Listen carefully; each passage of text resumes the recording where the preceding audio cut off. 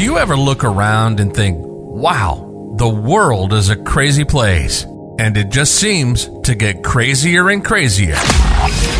Ease your mind and take a break. This is Fuel for the Soul with John Giftah.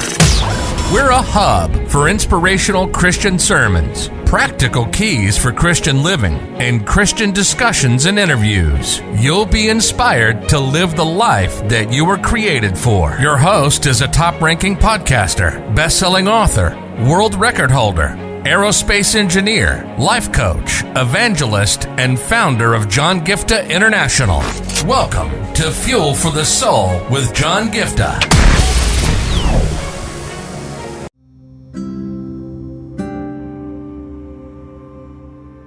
A lot of times we tend to look at life as a whole when we see, oh my gosh, something has happened in your past, or you went through something bad in your past, and we think that that is going to determine certain things as it comes or unfolds in your life. Now, let me give you some two practical examples. Now, one of the things people say with regard to jobs, for example, try not to get laid off, or when you're trying to apply for a new job, don't say you already lost a job or you're not working.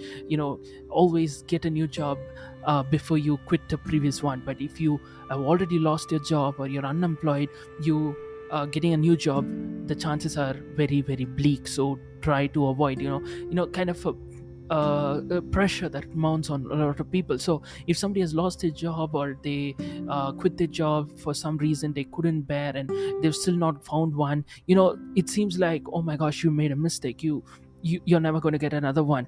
It's going to be hard. It's going to be difficult. It's not going to work out for you. That kind of a pressure kind of comes, and a lot of people use that or allow that to make them feel more miserable and hurt because of what happened in the past. Another example is in the area of choosing relationships or marriages. One of the things I've seen, me being a Christian single, I can share this. Even in all these matrimony or all of these sites, dating apps and all of these things, one of the things you've seen is a lot of people put this filter. I want somebody who's not yet married. You know what I mean? So if somebody has gone through maybe a divorce or are widowed for some reason, right? They're just filtered off, and the chances for such people seems very bleak. That's the way it seems, and a lot of times people are like, oh my gosh, I went through this divorce, even though it's not my fault, it's entirely the fault of the other person, but I'm going through this. This is something, a conversation I was having with a friend recently, where she was going through this. It's not at all because of her fault, but because of the other person's choice. But she was going through a tough time because of this. And you may be in a place today where you're saying, you know what, John, I went through something in the past, maybe something that you've gone through or experienced in the past that you think will determine or affect the decisions, or will affect your future, will affect your present. You get what I'm saying? See, I'm not denying the facts, right? The reality is true. The odds are against you. But what I want you to understand is, above all of that is the goodness of God. Above all of that is the faithfulness of God. Above all of that is the hand of God upon your life. That's what I want to remind you today. The Lord reminded me of when you think about Ruth in the Bible, we always look at it as, wow, Ruth and Boaz, they got together, and that's kind of like one of those love stories of the Bible that a lot of people are looking up to, especially when you talk about maybe in terms of learning about it, dating and learning about relationships and all of these things. But here's the thing I want you to understand. The Lord just reminded me the other day that, did you notice that Ruth was actually a widow and still Boaz chose her?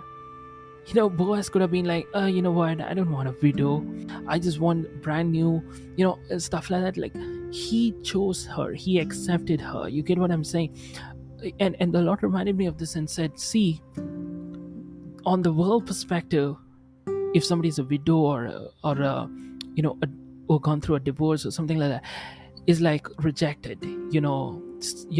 They're off people don't want to select, people don't want to choose. That's the way the world system is, yes. But you know what?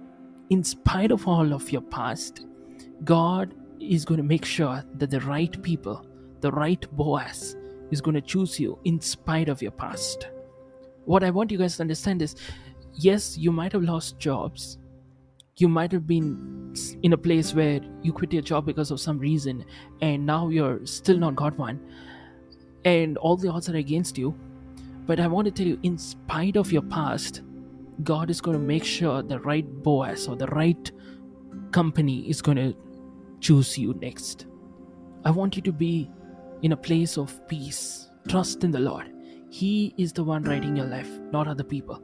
See, when you look at Ruth's story, the fact that she was a widow, it was not in her hands that her husband passed away. See, life just happens. But it was unfair initially. But I want you to understand, in spite of all of that, God is beyond it. God is in a place where He knows what's best for you. He knows who's best for you. He knows how to make the right Boaz to choose you, the right doors to open for you, the right opportunities to come your way, and He will still make sure that you fulfill your God-given destiny. Today, that's the word of encouragement for all of you, that in spite of all the things that happened in the past, your past does not define your future. I want you to understand that God is going to make sure that the right people, the right company, the right doors, the right choices, the right opportunities are going to choose you in spite of your past. Amen. God bless you. You've been listening to Fuel for the Soul with John Giftah. We hope you were blessed and inspired to live the life that God has for you. Make sure to subscribe to the John Giftah YouTube channel for regular uploads of sermons, skits, interviews, and more. Follow John Giftah on Instagram for regular inspirational posts. And don't forget to check out the best-selling books written by John Giftah, Who Am I?, which will help you understand your identity, and the latest #1 bestseller, Unveil Your Purpose, helping you discover your purpose and to start walking in it. Make sure to leave a rating and review, and be sure to share it with your friends and loved ones. If you'd like to donate, you can find the PayPal link in the description. And if you'd like to invite John Giftah to speak at your event or to get more details, go to the website at www.johngiftah.com. See you on the next episode of The Fuel for the Soul with John Giftah. God bless you.